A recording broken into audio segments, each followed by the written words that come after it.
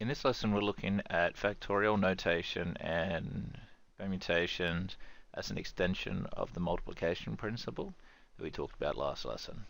So the definition of a factorial is this: it is the product of an integer and all the integers below it. So that can be written in a mathematical way as n factorial.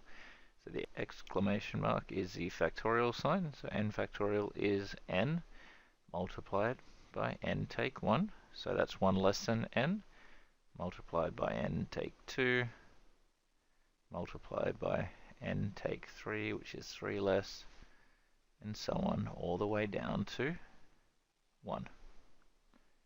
So a simple example would be 4 factorial is 4 times 3 times 2 times 1. Okay, so that's all a factorial is just a way to represent a product of integer values decreasing down to 1. So we can also represent it in an adjustment of forms. That is, we can say that n factorial is n multiplied by n take 1 factorial, which means it is n multiplied by n take 1 and then every integer value below n take 1. Or we could continue that and say n factorial is n multiplied by n take 1 multiplied by n take 2 factorial. So in all cases, this represents a and so on. So it could be 4 times 3 times 2 factorial or 4 times 3 factorial, and they would all be correct representations of this factorial notation. Now we look at an example here where we evaluate, and this is a key word, so we want the numerical representation of these. So 3 factorial will be starting at 3 and then every integer value below, so 3 times 2 times 1 will be 6. So it's a nice simple thing to evaluate. When it gets a little bit more complex, we can look at this 50 factorial on 49 factorial and realize that 50 factorial is 50 by 49 and every value below, and on the denominator we've got 49 and every value below. So this product continues, it makes sense then 49 and every value below will cancel to leave us with an answer of 50. Now when we look at the third example, we have 10 factorial over 2 factorial, 8 factorial. Makes sense that 10 factorial will be 10 by 9 by 8, and then every value down to 1. 2 factorial would just be 2 times 1. And of course then we have our 8 factorial. Now 8 factorial being common on top and bottom will cancel. And we're left with 10 by 9 on 2 times 1. Now it makes sense to use our cancellation properties here. 10 over 2 is the same as 5 over 1. We end up with 5 by 9 over 1, which is 45. Okay, so that's basically all factorials are. They're pretty easy to work with. All our multiplication properties and cancellation properties still work with these. And I think that most important understanding is if you have a same factorial on top and bottom, then they can cancel down to 1 on 1. So the next step is that we're going to define a permutation. Permutation depending on who you talk to, and it is essentially just an ordered arrangement of a number of objects. So for example, we're looking at taking 3 objects and looking at the ways that you can rearrange those 3 objects. So if we start by looking at 2 examples here. So consider the arrangements of the letters of the word dog. So we've got dog. If we wanted to rearrange the letters of dog, for the first letter, for the first selection, it could be one of 3 letters. It could be D, or O, or G. So the arrangements could start with D, or start with O, or start with G. If D was chosen first, then it could become O or G, and if O was chosen first, it could be D or G, and then obviously if G was chosen first, it could be D or O. So if we have D and O, then the only option then is G. If we have D and G, then the only option is O. If we have O and D, then the only option is G. If we have O and G, then the only option is D. Again, we can continue this. G, D, O is the only other option, and G, O, D is the only other option. So we end up with 6 arrangements. And the easiest way to look at that is in this first instance we had 3, and then we had 2 possibilities in each of the 3 originals, and then there's remaining 1 possibility. So we could look at this one as a number of arrangements is 3 times 2 times 1, which is 6. Now if you think about that, that is 3 factorial. Now when we look at B, consider the arrangements of 2 letters selected from the word card. So if we start with card, then obviously we've got 1, 2, 3, 4 possibilities in the first instance. And for the second letter, there should be 1, 2, 3 for each of the original selections. So that is, we have CRT, we have CAT, and CAR. And so that means 3 for each instance, and the number of arrangements would be 4 times 3. So that's all a permutation is. It's an ordered arrangement. So for these given objects, how many different ways can we arrange them? And also from the selected objects from a group, how many different ways can we arrange them? So as we move on, obviously there's 2 distinctions here. The first one is permutations of n objects simply ends up being the number of arrangements will be n factorial.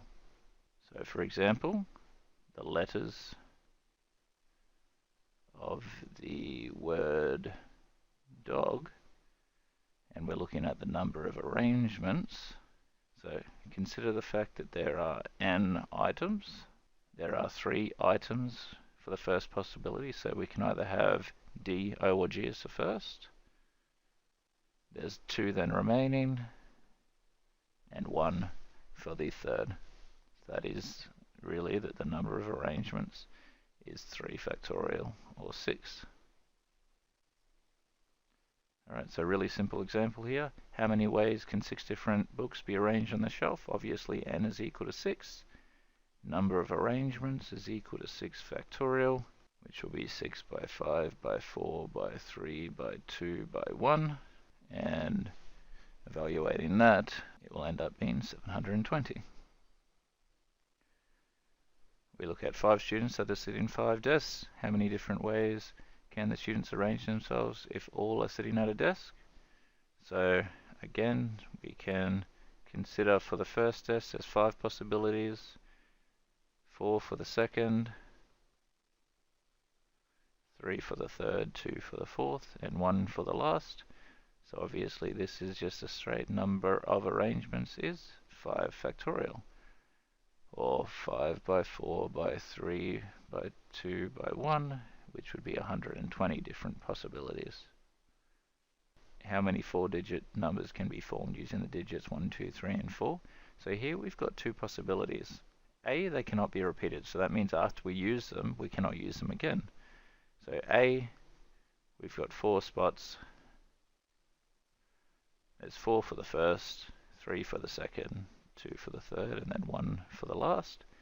So the number of arrangements is simply 4 factorial. And 4 factorial is 4 by 3 by 2 by 1, which is 24. And when that can be repeated, we can see then it's 4 for the first one, 4 for the second, 4 for the third, and 4 for the fourth. And so therefore the number of arrangements is equal to 4 to the power of 4. So we end up with 256. So this kind of defines a specific scenario in these permutations. With repetition, number of arrangements is equal to n to the power of x, where n is the number of items, and x is the number of selections. So as we move forward, we're looking at the last scenario, and so now we're looking at permutations of R objects selected from n. So consider this, we've got 5 objects, so let's say we've got A, B, C, D, and E, and we're only selecting and arranging 3 of them. Okay, so in this case it could be ABC or ABD or AB. So ABC or ABD or ABE, etc. And so the first consideration is, if we're looking at only 3 possibilities, how many different values could fit into the first option? So how many different values? And of course the answer is 5. So if there's 5 for the first, and we cannot, and it's without repetition, then how many are still remaining for the second? So there's still 4 remaining. And for the third, there would be 3 remaining. So in this case, the number of arrangements is 5 by 4 by 3. So for the sake of our process with permutations, we can define a rule here, and that is that this can be written as number of arrangements is the same as 5 by 4 by 3 by 2 by 1 over 2 by 1. So can we see that there is equivalency in this 5 by 4 by 3 and 5 by 4 by 3 by 2 by 1 over 2 by 1. So the idea is that these could cancel and it is still the same thing. We don't want to cancel them, we want to keep them there. So in this sense, we could then say that the numerator is 5 factorial and the denominator is 2 factorial. Now, as what we're considering is 3 objects chosen from 5, then 5 and 3 are the important values. And so then we can put this into the form 5 factorial over 5 take 3 factorial, which allows us to define our rule, and that is NPR is equal to n factorial over n take r factorial, where obviously P stands for permutations, and n is the number of objects, and r is the number selected. So this becomes relatively straightforward.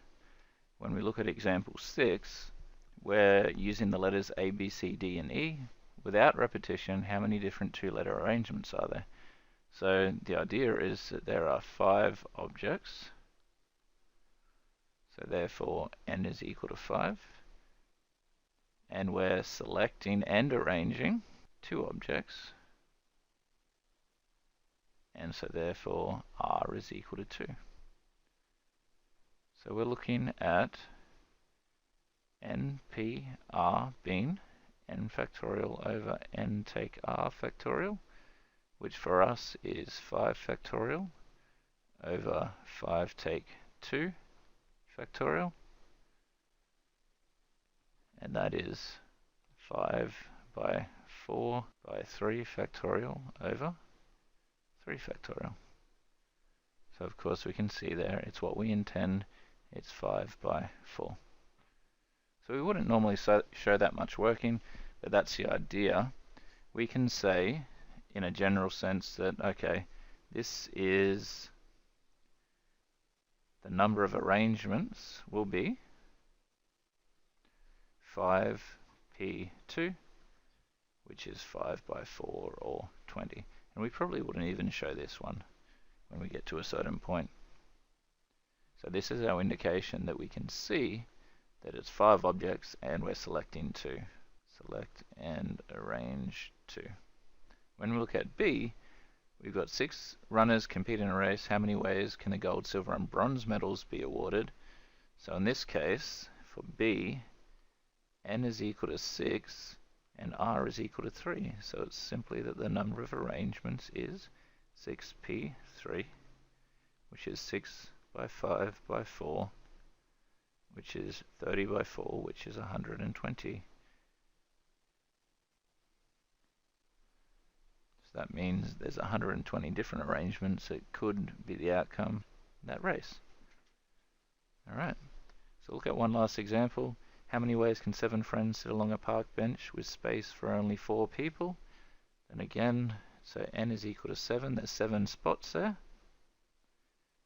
R is equal to 4, we're only selecting 4 of them to sit, and therefore the number of arrangements is equal to 7p4, which in essence is 7 factorial over 7 take 4 factorial, which is 7 factorial on 3 factorial, and therefore that is 7 by 6 by 5 by 4 by 3 factorial over 3 factorial. So that means we've got 120 times 7, which is 840.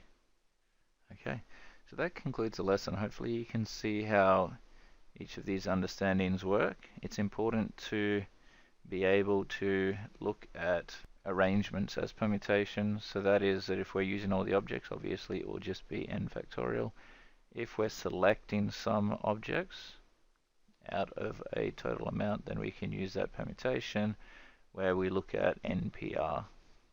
Okay, next lesson we'll elaborate on this. We'll look at how we can use calculators to ease the process, and then we'll start looking at restrictions. Alright, thank you for listening.